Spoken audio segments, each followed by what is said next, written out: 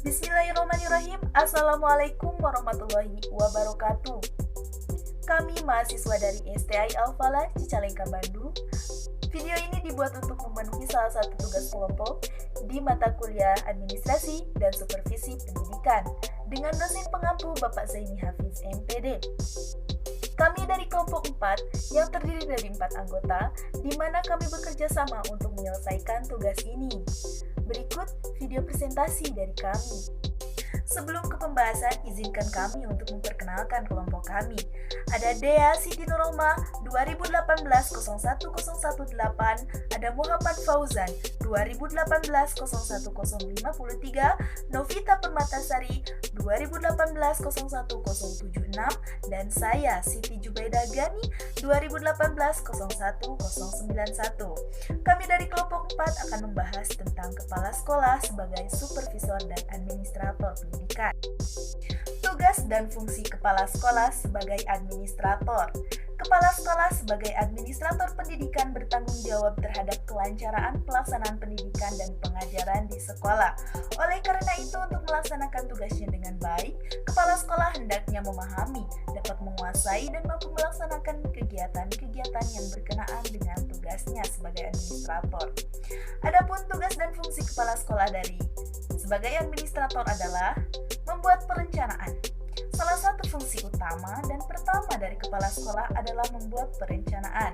Perencanaan merupakan syarat mutlak bagi setiap organisasi atau kelompok agar dapat berjalan dengan baik.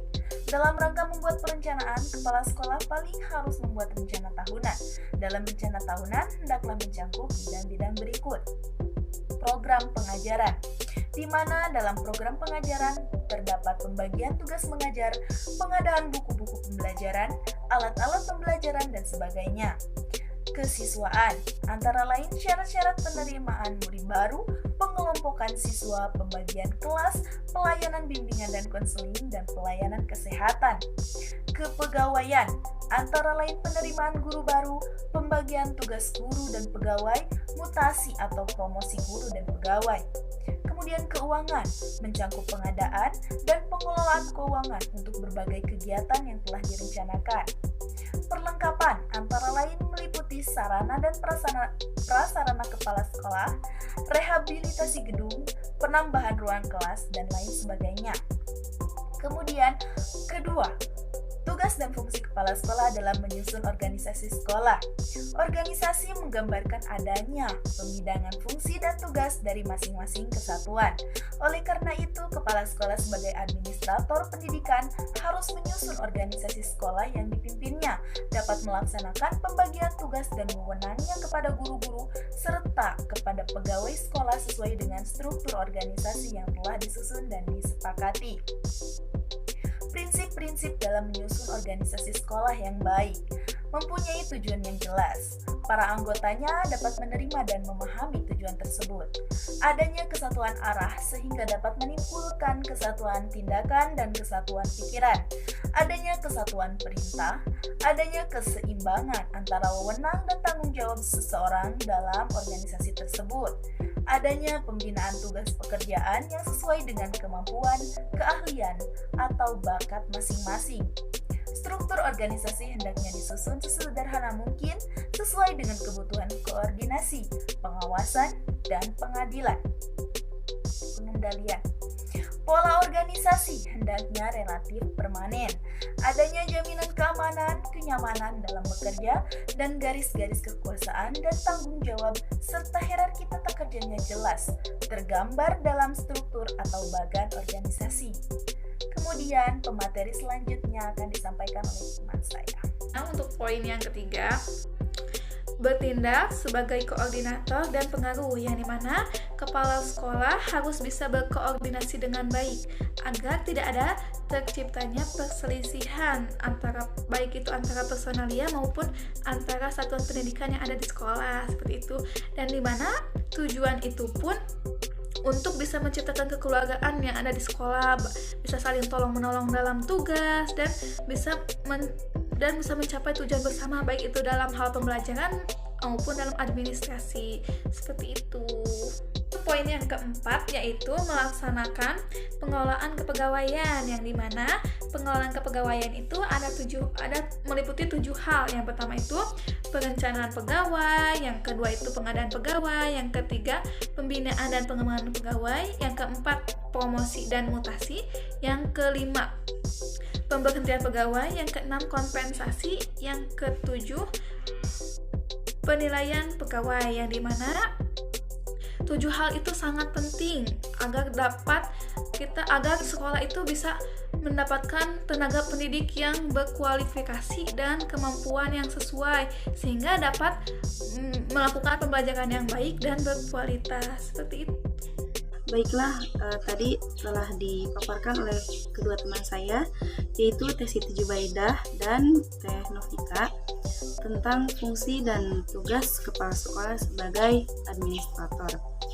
Selanjutnya, saya akan membahas tentang tugas dan fungsi kepala sekolah sebagai supervisor. Jadi, supervisi pendidikan yaitu ada 2. Yang pertama, supervisi akademis, dan yang kedua, supervisi administrasi. Adapun supervisi akademis adalah kegiatan pembimbingan yang ditunjukkan untuk perbaikan kondisi baik personal maupun material, yang memungkinkan terciptanya situasi pembelajaran yang lebih baik agar tercapainya tujuan pendidikan. Adapun supervisi administrasi, yaitu pada pelaksanaannya hanya difokuskan kepada guru, seperti cara mengajar guru, cara penyampaian materi kepada siswa, ataupun pendekatan sosial antara guru dengan siswa. Kemudian, tujuan supervisi pendidikan adalah perbaikan dan pengembangan proses belajar mengajar secara total. Ini berarti bahwa tujuan supervisi tidak hanya untuk memperbaiki mutu mengajar guru saja, tetapi pertumbuhan proses guru dalam arti luas, termasuk di dalamnya pengadaan fasilitas-fasilitas pelayanan kepemimpinan dan pembinaan human relation yang baik kepada semua pihak yang terkait. Kemudian materi selanjutnya akan disampaikan oleh teman saya. Di sini saya akan membahas 2 pembahasan. Yang pertama yaitu prinsip-prinsip supervisi dan fungsi supervisi. Mungkin telah dijelaskan oleh teman saya tentang kepala sekolah sebagai supervisor. Nah, dalam pelaksanaannya sebagai supervisor, maka kepala sekolah harus memperhatikan prinsip-prinsip supervisi. Di sini ada 4 poin. Yang pertama yaitu ilmiah, mencakup unsur sistematis, objektif, menggunakan alat atau instrumen. Sistematis yang berarti dilaksanakan secara teratur, berencana, dan kontinu. Objektif artinya data yang didapat berdasarkan pada observasi nyata, bukan tafsiran pribadi atau pendapat sendiri. Menggunakan alat atau instrumen yang dapat memberi informasi sebagai umpan balik untuk mengadakan penilaian terhadap prinsip belajar mengajar. Terus yang kedua, dari prinsip-prinsip supervisi ada demokratis. Demokratis itu menjunjung tinggi asas musyawarah, memiliki jiwa kekeluargaan yang kuat, serta sanggup menerima pendapat orang lain. Yang ketiga yaitu kooperatif, maksudnya adalah seluruh staf dapat bekerja sama dan mengembangkan usaha bersama dalam menciptakan situasi belajar mengajar yang lebih baik. Dan yang terakhir dari prinsip-prinsip supervisi ada konstruktif dan kreatif. Konstruktif dan kreatif ini membina inisiatif guru serta mendorongnya untuk aktif menciptakan suasana di mana setiap orang merasa aman dan dapat mengembangkan potensinya. Pembahasan yang kedua yaitu tentang fungsi supervisi. Di sini ada 8 poin. Yang pertama yaitu mengkoordinasi semua usaha sekolah. Oleh karena perubahan terus-menerus terjadi sehingga kegiatan sekolah juga makin bertambah, maka perlu adanya koordinasi yang baik terhadap semua usaha sekolah. Yang kedua yaitu ada memperlengkapi kepemimpinan sekolah.